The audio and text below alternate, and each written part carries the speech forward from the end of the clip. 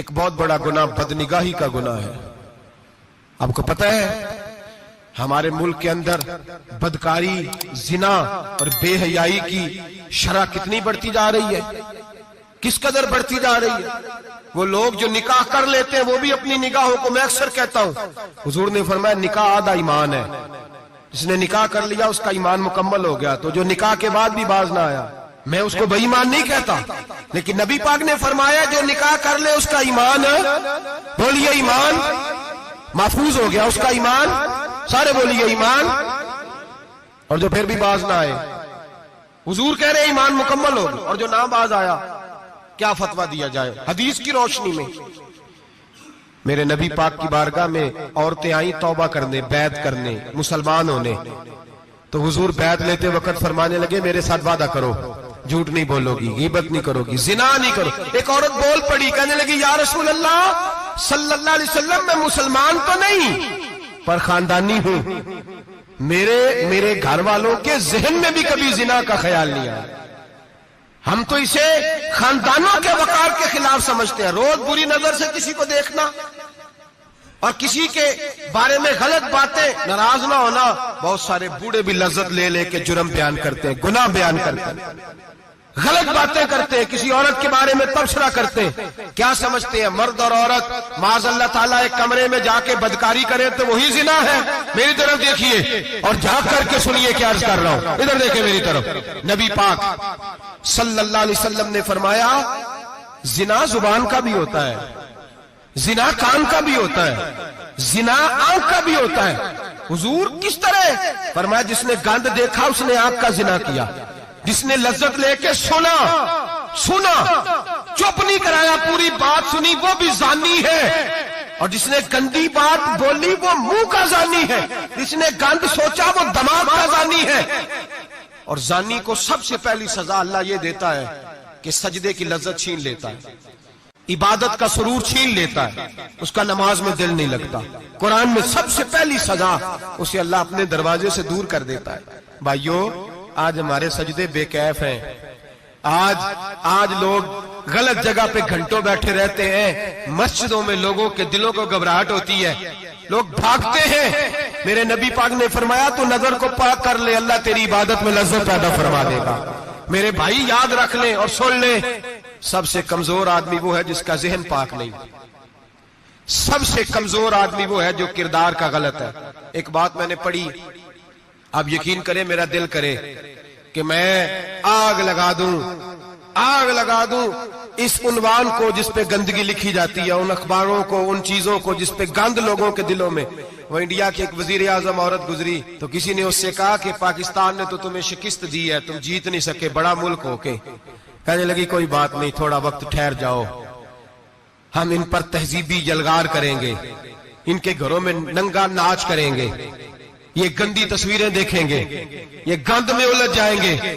اور جو قوم گند میں الجھ جایا کرتی ہے وہ پھر کسی سے لڑنے کی طاقت نہیں رکھتی، اس کے اندر ڈٹ جانے کی ہمت نہیں ہوتی، اس کی غیرت کے جنازے نکل جاتے. دل کرتا ہے جل جائے وہ جل جائے جہاں سے برائی پھیلتی، تباہ ہو جائے وہ علاقے جہاں سے گند ہوتا ہے. لوگ گند کی کمائی کھاتے ہیں، گند کی ایکٹروں کے ساتھ کھڑے ہو کے فوٹویں کھچاتے ہیں اور گناہ پہ فخر کرتے ہیں. اور گندے لوگ کہتے ہیں اللہ کا فضل ہے ہم گند پھیلا رہے ہیں، ثم معاذ اللہ. لوگ گناہ پہ فخر کرتے ہیں چوکوں چوراہوں میں.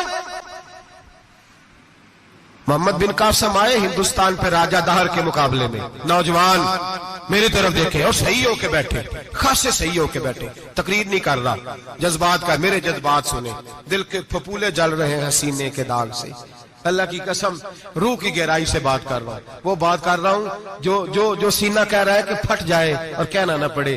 قرآن و حدیث پڑھتے ہیں اور پھر اپنا حال دیکھتے ہیں تو لگتا یہ ہے کہ عذاب قریب آ گیا ہے، لگتا ہے زمین پھٹنے والی ہے، آسمان گرنے والا، لگتا ہے قریب آ گیا ہے سارا کچھ. سمجھے کیا عرض کر یہ بات اگر آپ سمجھ گئے تو قیمت وصول ہو گئی. اس کو سمجھ گئے تو سمجھ لیں آپ کے مزاج کے اندر اللہ نے تبدیلی پیدا کر دی. محمد بن قاسم 18 سال کا جوان، ایک عورت کی عزت پر راجہ دہر ہندو نے حملہ کیا، محمد بن قاسم بچانے آئے. جب ہندوستان آئے فوج تھوڑی تھی، علاقہ تھوڑا تھا، راجہ دہر کی فوج بہت زیادہ، اور پھر اپنا عرب چھوڑ کے یہاں آ کے ہندوستان میں اس کے علاقے میں اس پہ حملہ کرنا، حالات خراب تھے۔ محمد بن قاسم پریشان ہے۔ ایک بزرگ نے دیکھا، کہنے لگے پریشان کیوں ہو؟ کہنے لگا سوچتا ہوں علاقہ بھی اس کا، فوج بھی اس کی، میرے فوجیوں کو تو رستوں کا بھی نہیں پتا، کیسے جنگ کریں گے، کدھر سے آئیں گے، اور پھر ہمیں زبان بھی نہیں آتی، کیسے کام ہوگا، ڈر رہا ہوں۔ 2-4 دن گزرے تو محمد بن قاسم اشاش بشاش ہو گئے۔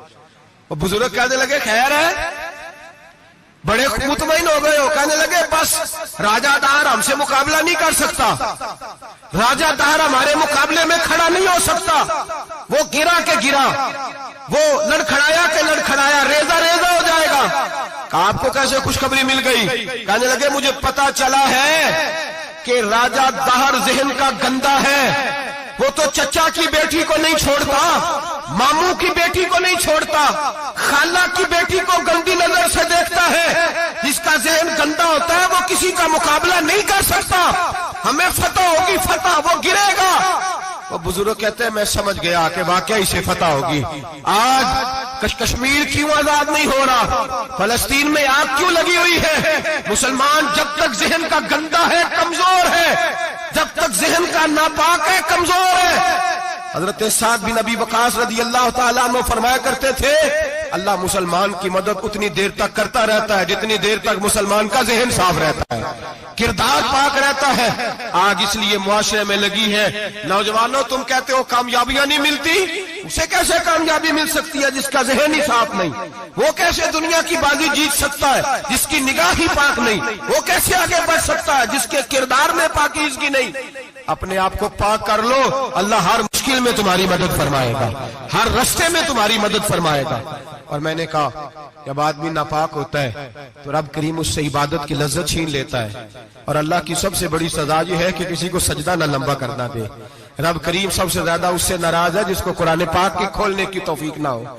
سب سے زیادہ رب کریم اس شخص سے ناراض ہے جو اللہ کی بارگاہ میں جھکنے کی لذت چھوڑ جائے۔ میرے نبی پاک سید عالم علیہ السلام کے صحابہ لمبی عبادتیں کرتے تھے، لمبی۔ کسی نے کہا تھا روم کے بادشاہ تھے کہ یہ مسلمان فاتح کیوں ہو جاتے ہیں؟ تو اس نے کہا میں نے مولا علی کے زمانے میں جاسوسی کرائی تھی، پتا کیا تھا کہ ہر میدان میں کامیاب کیوں ہوتے ہیں۔ تو کہتے میں نے دیکھا یہ دن کے مجاہد ہوتے ہیں پر رات کے عابد ہوتے ہیں۔